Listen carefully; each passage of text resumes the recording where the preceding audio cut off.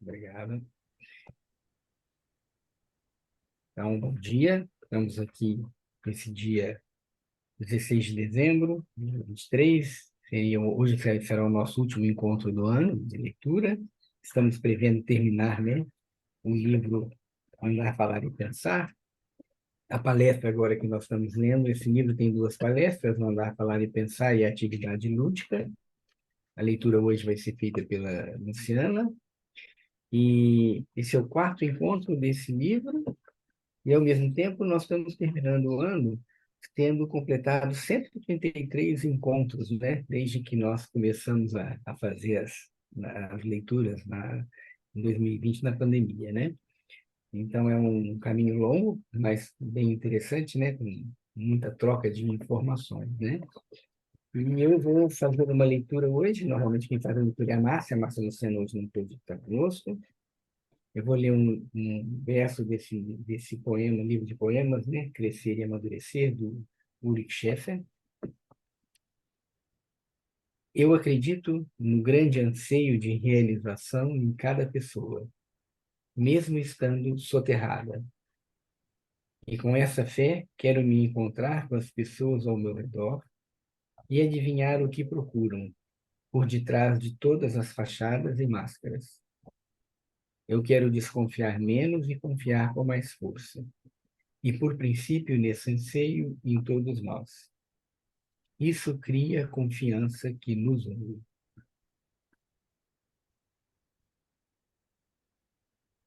Então, Luciana, podemos... em algumas edições, né, que está na página 24, é isso? É que na minha última edição aqui, é na página 25, mas tudo bem, é o primeiro parágrafo, né? Na minha edição é o primeiro parágrafo, acho que na outra é o último parágrafo, né? O meu é nona edição, primeiro parágrafo da página 25. Tá. Eu acho que podia, Luciana, só ler o parágrafo anterior, para que a gente Tá. possa emendar Uhum. nisso aqui. Destas ideias totalmente distorcidas, se conclui como nossa civilização não está em condições de abordar a criança. Assim, trata-se de podermos comportar-nos amorosamente diante dela, de apenas orientarmos carinhosamente aquilo que ela mesma quer. Não devemos, pois, flagelá-la interiormente por meio de lindas bonecas, mas poder conviver com ela e moldar a boneca que ela própria vivencia interiormente. E assim ocorre com relação a toda a atividade lúdica. A brincadeira requer, de fato, que realmente se perscrute a natureza infantil.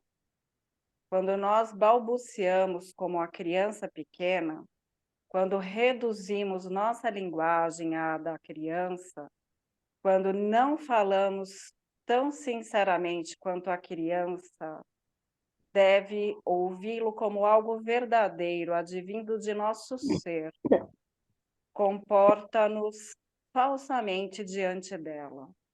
Por outro lado, podemos colocar-nos no nível infantil quando se trata do elemento volitivo que entra na brincadeira.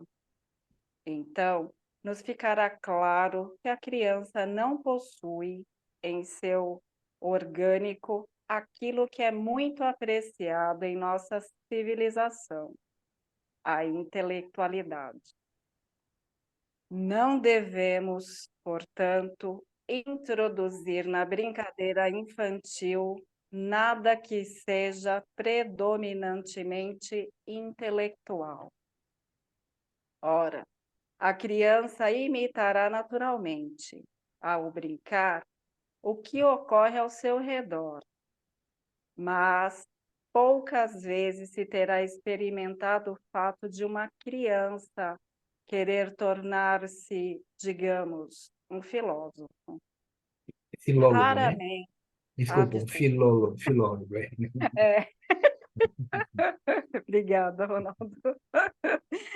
Raramente se ouvirá tal coisa de uma criança de 4 anos. Mas um chofer, por exemplo, ela talvez queira ser. Por quê? Porque é possível ver tudo o que um chofer aparenta. É visível, produz uma impressão pictória imediata. O que o filólogo faz não produz impressão alguma, não é pictórico, passando desapercebido à criança. Passa inadvertidamente em sua vida. Na brincadeira, entretanto, só devemos introduzir o que não é desapercebido para ela. Todo elemento intelectual, porém, passa assim por sua vida. O que, portanto, necessitamos para orientar corretamente, como adultos, a brincadeira infantil, nós aramos, fazemos chapéus, costuramos roupas, etc., etc. Em tudo isto, há uma orientação para o objetivo, no qual está implícito o elemento intelectual. Tudo o que na vida implica meta está permeado de intelectualismo. Ora, tudo que faz parte da vida, seja arar ou qualquer outra coisa, como fabricar carros, atrelar cavalos, além do fato de estar orientado para uma meta, possui algo que vive em sua forma exterior, em sua mera forma exterior. Ao observarmos um camponês conduzindo o arado no campo, abstraindo-nos totalmente da meta de tal atividade, podemos sentir, se é que posso exprimir-me assim, o elemento plástico daquilo que vive no quadro e que vem a ser o próprio quadro. Se alguém se propuser como pessoa levada pelo senso estético, captar o elemento plástico separadamente de um objetivo, será então capaz de vir realmente ao encontro da criança em matéria de brinquedos, preterindo o conceito de beleza cada vez mais intelectualista, inspirando nas atuais lindas bonecas em favor daquilo que se exprime na atitude e em Desculpa.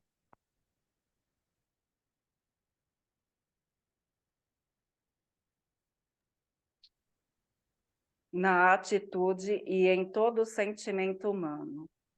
Nós somos justamente conduzidos à boneca primitiva, realmente encantadora, muito mais real do que a tal linda boneca. Mas isto já é para crianças mais velhas. Trata-se, portanto, de podermos observar para tornar-nos educadores. Esse elemento estético do trabalho no trabalho, aplicando-o na confecção de brinquedos.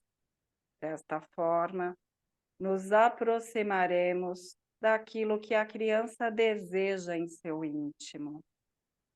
Em nossa civilização, nós nos tornamos pessoas quase e exclusivamente utilitaristas, isto é, intelectualistas, levando, portanto, à criança tudo do modo o mais elucubrado possível.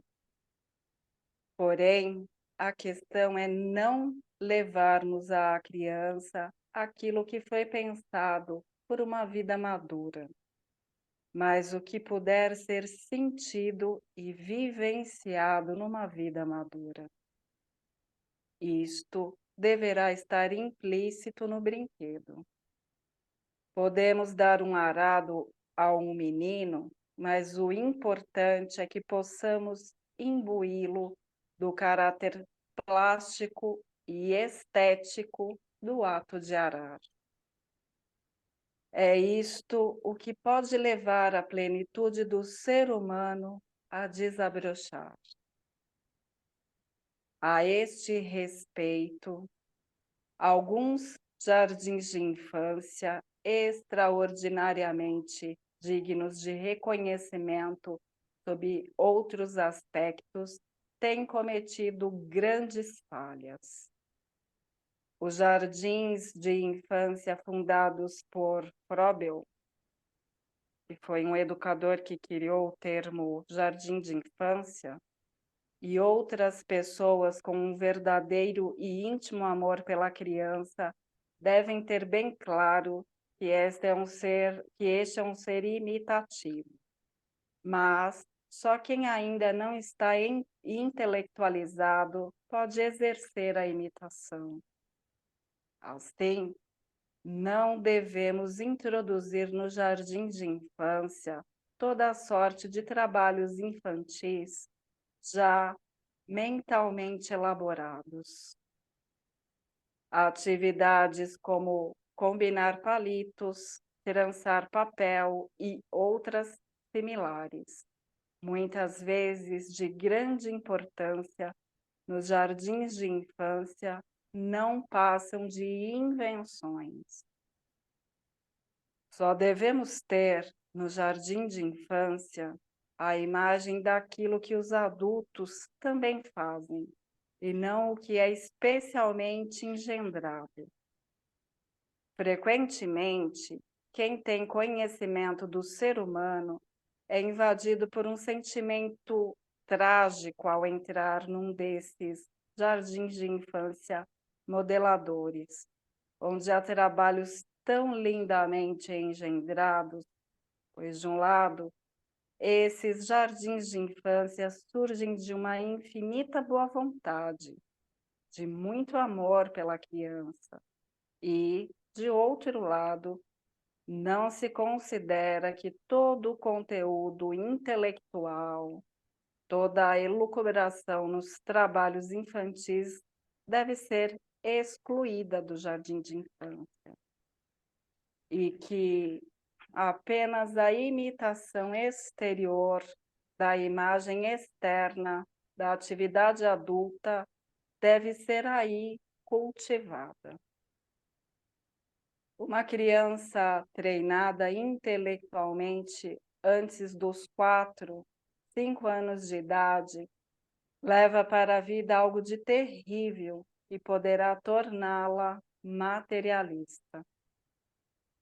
Quanto mais intelectualmente ensinamos uma criança até essa idade, o maior materialista estamos produzindo para a vida, pois o cérebro é, por um lado, tão estimulado que o espírito já vive em suas formas, e o ser humano assimila interiormente a intuição de que tudo é apenas material, pelo fato de seu órgão cerebral ter sido tão prematuramente impregnado de intelectualismo. Se quisermos educar o ser humano para a compreensão do espiritual, devemos propiciar-lhe o mais tardiamente possível o chamado elemento espiritual externo em sua forma intelectualista. Embora justamente em nossa civilização seja sumamente necessário o homem se tornar plenamente lúcido na vida madura, devemos deixar que a criança permaneça o mais longamente possível naquela agradável e sonhadora vivência em que ela cresce em direção à vida, o mais demoradamente na imaginação, na atividade pictórica, na ausência de intelectualidade. Se fortalecermos seu organismo no aspecto não intelectual, ela crescerá de maneira correta para o intelectualismo necessário na atual civilização. Se açoitarmos seu cérebro de forma já aludida, prejudicaremos sua alma para a vida toda. Assim como prejudicamos a digestão por meio do balbúrdio, assim como prejudicamos o metabolismo para a vida posterior, mediante um errôneo aprendizado desamoroso do andar. Prejudicamos também a alma flagelando interiormente a criança. Assim sendo, devemos ser um ideal de nossa educação, eliminar antes de tudo os castigos anímicos. Mas pelo fato de a criança ser um ente totalmente físico, anímico, espiritual. Também os castigos físicos internos, isto é, a linda boneca, para antes de mais nada levar o brinquedo ao nível correto. Quero encerrar essas considerações de hoje dizendo que indiquei aqui como se deve evitar o falso aspecto espiritual para que o espiritual autêntico, ou seja, o ser humano integral, possa manifestar-se em idade posterior. Bem, obrigado, Luciana. Então, estamos aí abertos para as observações de vocês sobre o texto, né? Só lembrando, o interessante é que esse texto foi escrito há 100 anos atrás. Ele foi escrito em 10 de agosto de 1923. Ele foi dado nessa palestra. Ele foi feito em 10 de agosto de 1923. Então, é interessante pensar quando ele fala da linda boneca, né? Em 1923, o que seria se ele visse as bonecas de hoje, né? Que se movimentam, falam, tem todas essas questões, né?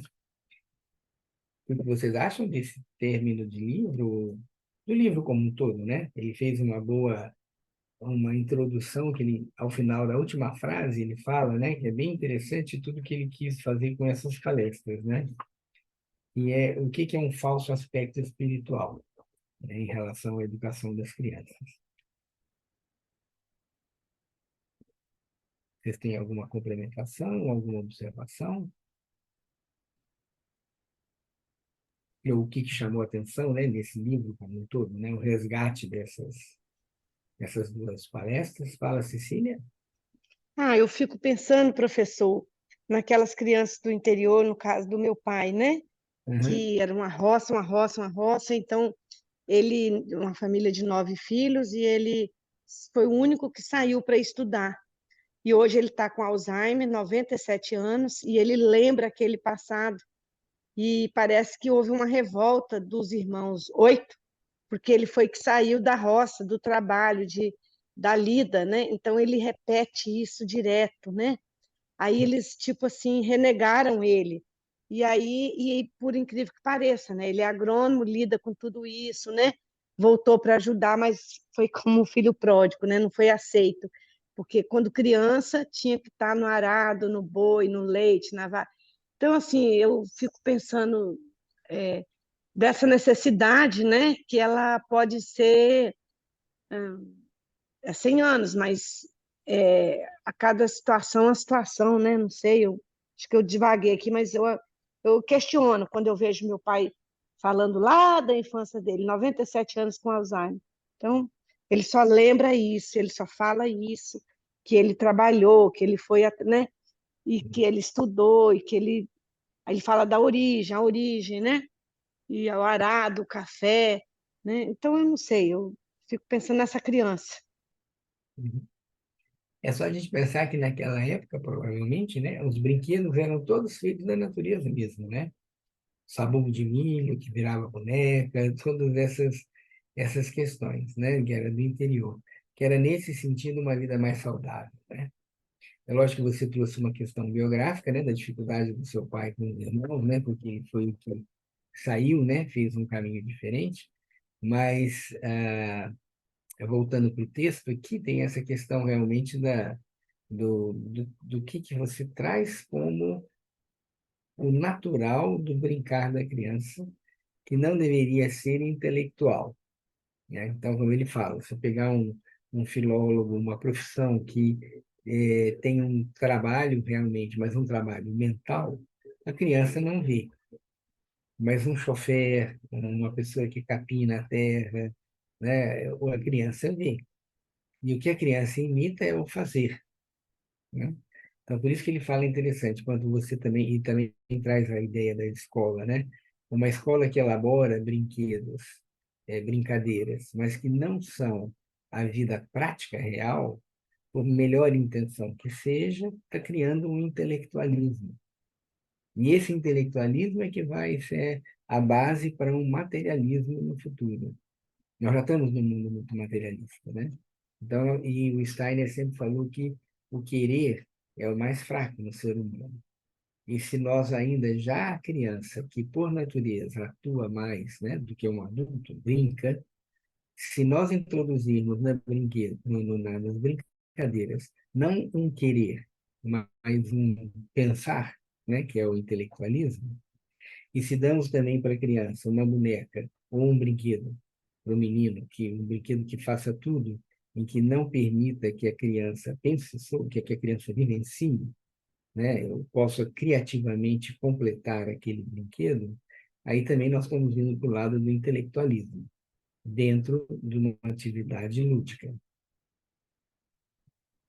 A Eliane tinha levantado a mão, se não me engano, caiu.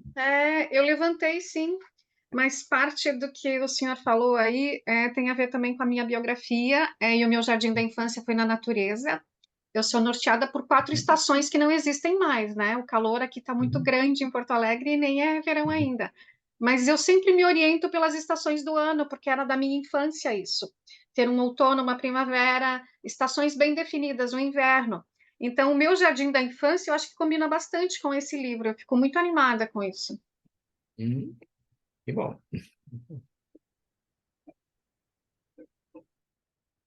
Mais alguém gostaria de trazer sua experiência ou fazer alguma pergunta?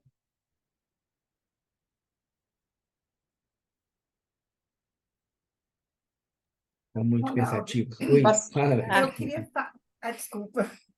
Maru, quer falar primeiro? Não, Não, pode, não, acho que você... pode falar, eu Ah, falo assim. não, eu fiquei lembrando da minha infância, e nós éramos 4 irmãs, né? O irmão nasceu muito tempo depois, então ele era muito caçulinho. E a gente tinha mania de brincar de boneca de papel, mas boneca de papel assim. As minhas irmãs pediam para eu desenhar uma boneca. Cada uma tinha a sua boneca. E depois, aí elas falavam, quero assim, quero de olho assim, quero de cabelo assim. Aí depois, sei lá, agora desenhe uma roupinha. Sabe aquelas bonecas de papel que a gente pregava Vai, roupinha? É. Então, eu fico pensando hoje o quanto que a gente se divertia imaginando como seria a nossa filha. Lógico, né? Porque as bonecas eram as filhas. Aí uma queria, eu quero um cabelo cacheado, desenhava. A outra, não, eu quero um cabelo ruivo. Eu quero. E eu fico pensando assim, como aquilo era maravilhoso. Como a gente passava, às vezes, gente, o dia inteiro criando uma filha, depois as roupas, depois as casinhas, entendeu? E eu nunca parei para pensar nisso. Que como a gente não tinha, vamos dizer assim, muito dinheiro, aí a gente criava nossas bonequinhas mesmo. Zulei que sabe disso, né, Zulei? Sim. É É. isso. Aí queria Não só dividir as isso. bonecas, como todos os brinquedos, né? A gente brincava muito em quintal, É, aproveitava lata para fazer panelinha, Uhum. aquele boizinho de cerca, a gente, tudo era brinquedo, palito, flor de mato, tudo era brinquedo. Só faltava tomar a sopa do mato. é isso mesmo. Pois é, mas o interessante é que tudo que vocês falaram é uma cópia que a criança faz do mundo adulto. Ter filho, É. costurar roupa, cozinhar, a atividade dos animais, né? Você morava numa cidade do interior, então ver o pasto, os animais, o pastoreio, tudo isso. E é isso que é interessante, né? Porque isso é o adulto, a criança, ela brinca imitando o adulto. Depois ela começa a ser criativa, como vocês foram criativas, na imitação, né? Uhum. Mas É. isso tudo com situações que é o que a vida faz, é o que ele fala. É aquilo que é feito, o que é real, E aí, né? Ronaldo, a gente tem uma frase assim, meio cínica, né, que a gente fala assim: às vezes não ter dinheiro é uma bênção, Uhum. entendeu? Uma Não, nesse bênção. sentido, sim, né? Nesse sentido, sim. E a gente imita a dona Liloco, né, A Ronaldo? Nani Lopes é a mãe, né? Deixa eu fazer uma tradução simultânea aqui para as pessoas. A Nani Lopes é a mãe das irmãs aí, dos 5 filhos, né? Aí que tem essa... Que era uma professora, né? E Era. quantas crianças brincam como professor, né? Quantas meninas põem as bonecas juntas e vão dar A aula gente para as brincava bonecas, também, né? Ronaldo. Brincava. Então, é isso, né? Hoje É eu esse que vou ser aspecto. professora, né, Miló? Muito bem. É muito engraçado, porque queria-vos apresentar a minha netinha. Ah, Fui imprimir a foto, já há muito tempo que não fazia impressão de fotos e fui agora imprimir a foto. Então, ela vai fazer 5 meses, no dia 29, e é engraçado porque eu venho refletindo, não é propositado, mas vem-me à minha ideia as diferenças de educação e até mesmo do cuidar, que é agora em relação à minha neta, o que fazem as mães, não é? E o que eu fiz pelos meus filhos e aquilo que eu me lembro de quando eu era criança, que os meus pais faziam connosco, que éramos 5 irmãos.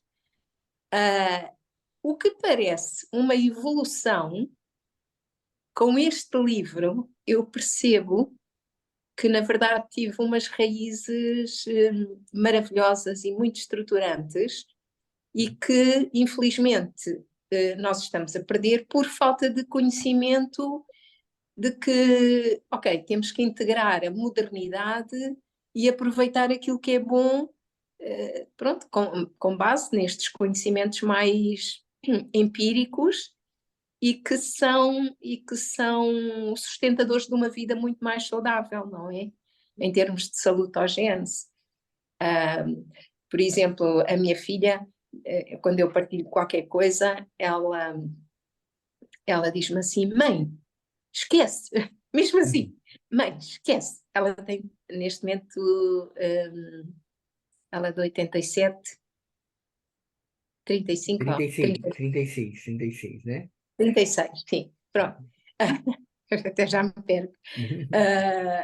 E ela diz assim: mãe, esquece, nós já andamos a pesquisar, nós fazemos pesquisas de tudo, o que é melhor, o que é não sei o quê.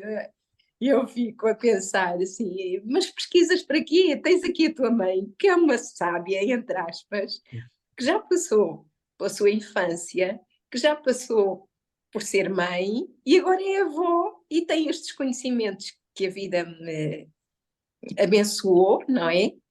Mas ela não tem tempo para ouvir, porque não tem tempo para nada. Não, não, não, não, não passes nada, não passes textos, porque eu não tenho tempo, eu tenho a vida muito ocupada.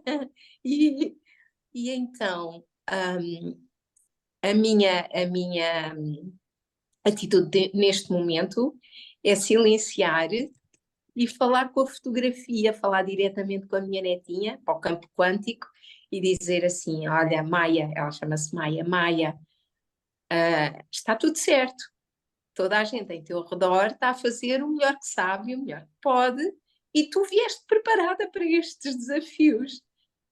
Então, eu fico muito feliz mesmo, porque com as ferramentas que estes estudos, a antroposofia me dá, me dão uma capacidade de me pacificar. Quando não vou ao meu julgamento e à minha crítica, eu vou repescar esta paz interna da sabedoria cósmica e que está dentro de cada um de nós. Então, pronto, agradecer mesmo esses estudos e estas possibilidades e esta novidade e o repescar destes conhecimentos e que eu possa, em algum momento, partilhar para outras gerações, que não seja, pronto, diretamente para os meus filhos, mas pronto, para os meus amigos que me ouvem mais, curiosamente, do que os meus filhos. Sim. Obrigada. Obrigado. Sandra? Bom dia, né, para todos. Não, assim, me veio e aí acabou com todos esses depoimentos, né? Acabou falando o doutor Ronaldo que quando nós éramos pequenos, a gente até imaginava, né, e perguntavam, o que que você quer ser quando crescer? E tinha duas profissões básicas, né? Ou médico ou professor, né? Hoje a gente não tem essa qualidade não é nem qualidade, acho que a gente tem bastante oferta de muita coisa, né? E essa pergunta ela já não é tão feita nos dias de hoje, né? E aí eu me preocupo um pouco, porque eles têm uma possibilidade, né, de estar tendo acesso a muita coisa, são obesos de informação, mas esse brincar não existe mais, né? Esse admirar, né? A minha mãe fazia comida, eu estava do lado, eu via, né? A minha avó também teve uma boa participação na minha infância, né? Ela costurava, e até o final ela costurou bem, ela tinha uma mão firme, né? Então, e aí vem o final que ele fala, né? A nossa idade posterior. Tudo isso vai refletir nesse biográfico, né? Uhum. Então, mais essa pergunta, né? O que que eu quero ser hoje, né? Quando crescer? É isso, eu aproveitando o que o senhor estava falando. Sim, obrigado. E o que ele fala, né, quando você falou da evolução do futuro na biografia, como ele fala, o adulto tem que ter clareza, né? E aí é pelo intelecto, né? Mas se você, usando uma expressão que na antropologia se usa muito, né? Que o mal é o bem no tempo e no lugar errado, né? Então, esse bem, que é o adulto, com clareza de pensar, com uma cognição adequada, que contribui para a evolução da humanidade, a partir de si, se você faz isso muito cedo, na criança, esse bem se torna um mal, nisso que nós falamos aqui. O que é completamente diferente do pensar atual, que é um pensar pragmático, e que você imagina assim, bom, quanto mais cedo eu ensinar uma criança a ser um adulto, melhor, né? E, na realidade, nós estamos tirando a base da infância, que tem como uma essência a criatividade, né? O brincar da criança é uma criatividade. E se você apaga a criatividade, você vai criando adultos naturalmente sem criatividade e que precisam de alguém que os conduza. E aí, cada vez mais, nós vamos ficando presos a sistemas, a pensamentos, seja o que for, porque as pessoas não são mais criativas. Então, quando a criança vê uma boneca que não está completa, não está perfeita, não é plástica, é de material da natureza e tudo, a criança complementa aquilo porque ela vê o adulto. Se você já entrega pronto, é como você imaginar que um atleta não precisa mais fazer esforço físico, porque ele já tem uma máquina que faz um esforço para ele. Então, ele não treina, ele atrofia o músculo. E, na mesma proporção, o que está se fazendo com as crianças hoje é atrofiar a criatividade, né? O lúdico que já está pronto, e estando pronto, ele é intelectualizado, né? Acho que aí a Marimini, depois a Zuleika. Uma coisa, Ronaldo, que está acontecendo aqui em Juiz de Fora, no ensino em geral, né? Que eu nem estou muito nisso, mas eu fico observando filhos de colegas minhas falando, né? aqui tinha, assim, vários colegiões, aqueles colégios muito bons, sabe? De Uhum. formação integral do aluno, assim, que olhavam muito para o lado artístico, e coisa. Todos esses, e geralmente era de freira, de padre, de coisa e Uhum. tal. Todos esses já foram comprados por grandes grupos e agora é só passar no vestibular. Quer dizer, no vestibular não, no Enem, né? Então, não tem mais aquela preocupação do aluno como um todo. É o aluno ser treinado para passar no Enem. E eram Uhum. colégios maravilhosos. A minha filha estudou, você conhece o Granbury, que era um colégio Uhum. maravilhoso, que dava uma coisa geral para o aluno. Acabou. Agora é só passar no Enem. Isso, para mim, é muito preocupante, porque aí, num nível muito maior, está pensando assim, que formação que esses meninos estão tendo, que não ligam mais, se eles têm uma cultura maior, se eles têm uma vivência maior, cultura que eu digo até essa artística, não, é só decorar conteúdo para passar no Enem desde que é pequenininho. Eu não sei se em outros lugares está sendo assim, aqui está preocupante. Com certeza. Obrigado, Emília. Zuleika? A Marimília falou muito que eu tenho observado, você também, e engraçado estudar estudo, me lembrou a infância, no momento da criatividade, de ter que criar nossos brinquedos, brincar muito ao ar livre. A mãe, depois, ser professora, ela dava muita força para a gente desenhar, colorir, costurar. Tinha muito material em casa que a gente pudesse fazer artesanato. E isso tudo hoje eu entendo como que é essas cabeças pensantes que nós somos, e eu trabalho muito com jovens e eu vejo como é limitado. Então, é muito disso que a Marília fala. Corta tudo, eles não sabem analisar uma situação sem ser dentro de uma caixinha. Quando você fala algo muito diferente, não entendem. Eu vejo esse novo filme aí que está fazendo sucesso, O Mundo Depois de Nós. A maioria não entendeu. Mas que filme é aquele? Eu não entendi tanto sucesso, não tem fim. Eles não entendem quando a coisa não está pronta, a resposta está ali. Não existe a subjetividade para eles. Tudo tem que ser muito objetivo, o preto no branco, a criar uma nova situação, uma nova forma de fazer as coisas. E isso, eu acho que é muito esclarecedor esse livro mostrar como que foi tirado das crianças. E já não é de hoje. Criar, hoje todo mundo muito dentro de casa, igual a Maria Lourdes falou, assim, sem tempo para cuidar da criança, tem que ser tudo muito rápido, tudo muito prático.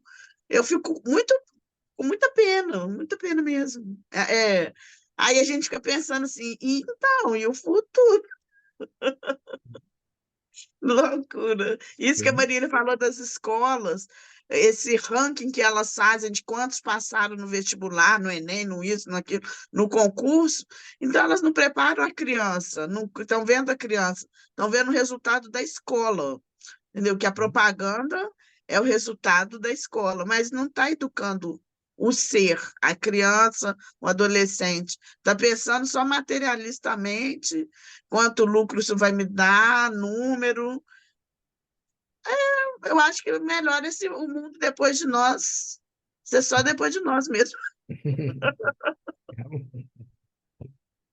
Bem, obrigado, Zuleika. Mais alguém aqui gostaria de fazer alguma contribuição? Eu não vi esse filme, nem sei se está a correr aqui em Portugal, mas ouvi um astrólogo, até brasileiro, a falar, eu penso que era desse filme, que e ele fazia um reparo em relação a que nas gerações atuais as pessoas não veem encerramentos de ciclo. Isto é, por exemplo, ele deu o exemplo, no nosso tempo a televisão chegava a uma determinada hora, parava e depois só voltava no dia seguinte às tantas horas, não é? Hoje em dia, a internet, o Instagram, o YouTube, funcionam 24 sobre 24 horas. e quem diz isso diz toda a vida. Há supermercados abertos o dia inteiro, tudo funciona às 24 horas do dia e tudo está numa continuidade em que não há pausas, não há paragens, não há princípio e fim, e então isso deve trazer alguma consequência para o ser humano. É interessante essa observação que essa pessoa fez, né? Porque realmente a pausa faz parte, né, de todo o processo, né? E é uma observação. Nas cidades grandes não existe pausa, né? E não se fecha mais as coisas. E é um benefício, de uma certa forma, porque você que trabalha, às vezes, você tem horários para fazer, tudo tem esse apelo, né? Mas nós vamos dormindo para dentro do assunto, não vai percebendo mais que as coisas não param mais, né? É, para se pensar. Lógico que nós não podemos voltar para trás, né? Faz parte da evolução. Você mesmo comentou isso, Maria Lúcia, a sua filha já nasce preparada, porque nós nascemos na época que temos que nascer, com as benesses que tem, mas realmente, se você não toma cuidado, você vai dormindo e as coisas vão tomando conta, tomando conta, tomando conta, e você não é você que utiliza o tempo e as coisas, mas você é utilizado pelo tempo e pelas coisas. E se isso já começa na infância, né? Quer dizer, já preparando o ser humano para isso, né?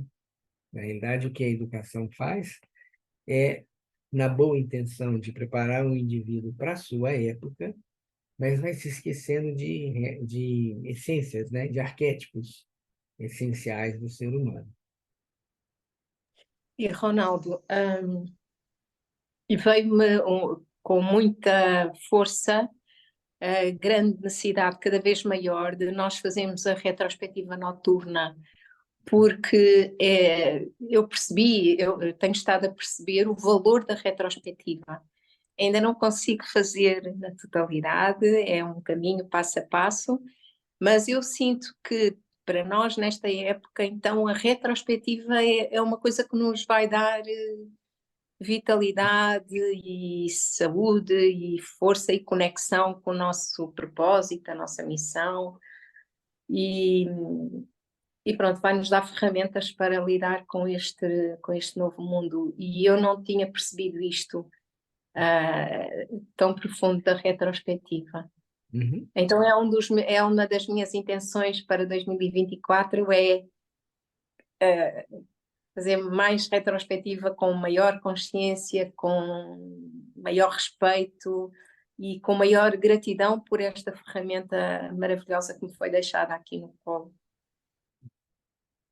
E você lembrou agora, nós estamos na época das expectativas para 2024, né? E é interessante também lembrar de um aspecto que a gente deve fazer, aproveitando a sua fala, que quando fizermos projeções para 2024, que façamos naquilo que é factível, né? Porque se tem uma coisa que enfraquece o eu, é você se comprometer e não cumprir. É lógico que tem situações que você faz uma promessa para si e a vida de alguma forma atrapalha, mas muitas pessoas fazem promessas e promessas e promessas e isso também não é adequado, né? Mas o exercício da retrospectiva é um grande exercício meditativo mesmo. E que, por incrível que pareça, dentro do que nós falamos, né? Ele é preparando uma pausa. Né? Você vai fazer para preparar uma pausa. Então, foi bem lembrado esse exercício. Eliane, você levantou a mão? Sim, mas antes de falar o que eu ia falar, essa projeção factível, o senhor falou algo aí que quando a gente faz uma projeção para o próximo ano, sei lá, semestral, anual, a gente pode colocar muita expectativa e acontece o quê? Se você não cumpre aquilo que você promete, sempre que você se propõe a fazer algo e não cumpre, é um enfraquecimento da vontade do eu. Isso só não quer dizer que nós não deveríamos fazer projeção, muito pelo contrário, mas fazer aquilo que é factível, que eu consigo executar. Uma vez que eu conseguir executar aquilo, eu posso até fazer outra meta, né? Mas é que tem pessoas que fazem listas de metas Isso. maravilhosas, mas não vão cumprir. Isso Então, também não é positivo, né? eu fazia, há uns anos atrás, eu fazia essas listas e era bem difícil de cumprir, até 50%, não passava disso, é verdade. Mas o que Uhum. eu ia falar aqui é a respeito dos brinquedos, né?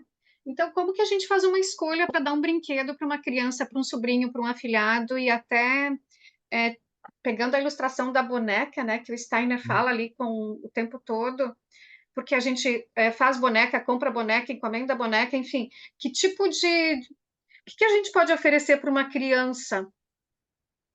Quanto mais o material é natural, é melhor. Porque o natural é o que a criança foi criada dentro dessa natureza. Então, um pano mais adequado, uma madeira. Quando você vai para aquilo que é feito pela intelectualidade humana, é lógico que quando o ser humano reproduz um brinquedo, ele está intelectualmente, como adulto, fazendo isso. Mas quando você introduz um plástico, né, uma substância que não é da natureza, aí você vê que o intelectualismo chegou num limite muito grande.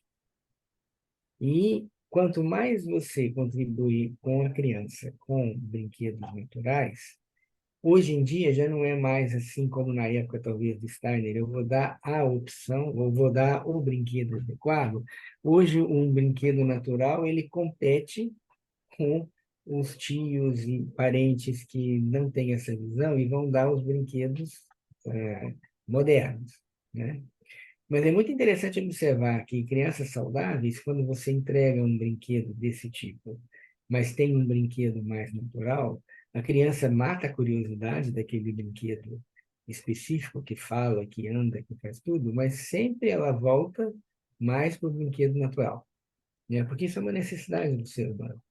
Mas se a criança não tem outra opção, ela só recebe brinquedos modernos, né? Intelectuais, as lindas bonecas, como Steiner falava em 1923, ele não tem outra opção, né? Esse é o risco. Então, quando você dá para uma criança algo que estimule a criatividade, mesmo que ela tenha muitos outros brinquedos, esse é o foco que você está colocando uma semente, né?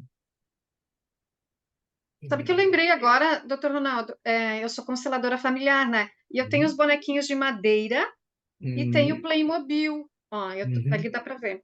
E É. quando eu coloco os dois na mesa para o cliente, ele sempre pega o de madeira. Sempre. Uhum. Ele não Uhum. toca no Playmobil, que ele tem esse aspecto mais geladinho, que ele Uhum. não é natural, na verdade, né? Sim, sim, com certeza. Faz muito sentido isso. É. Uhum. Obrigado pela observação. A Sandra está aqui nos se despedindo de nós, né? Porque ela vai precisar sair, está desejando um ano maravilhoso para nós. Sandra, antes de você sair rapidinho, talvez seja interessante pensar o seguinte: nós já estamos no final também, né? Falta 5 minutos. Nós estamos terminando aqui essa etapa e nós vamos retornar. Eu tinha conversado com a Cristina, com a Márcia Lucena, no dia 17 que dia que eu marquei? Cristina, 17 de fevereiro, não foi? Isso. Nós Vamos fomos. poder descansar, brincar o carnaval. Nossa Senhora! Todo mundo revitalizado. Isso, porque depois no início já tem algumas atividades para a gente começar. E o o próximo livro, desculpa, você está com a capa dele aí, Cristina, eu estou sem ele aqui Não, eu comigo. coloco no grupo os 3 aprendizados da primeira infância. Deixa eu ver se ele E está aí, e fácil aí nós vamos aqui. estar seguindo essa sequência que nós fizemos no final, né, que era pegar os pequenos livros, mas que tem essa indicação de como a antropologia ajuda na vida prática, né?